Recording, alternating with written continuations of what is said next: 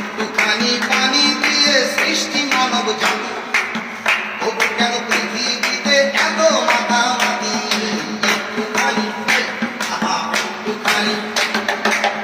একটুখানি দেখে আলে কত জীবন যায় যে চলে, একটুখানি দেখে আলে কত জীবন যায় যে চলে, একটুখানি আঘাত পেলে কত ব্যথা পাই, একটু বলে অবহেলা করো না কেউ ভাই, একটুখানি আগুন দিয়ে জগৎ পুড়ে ছাই, একটুখানি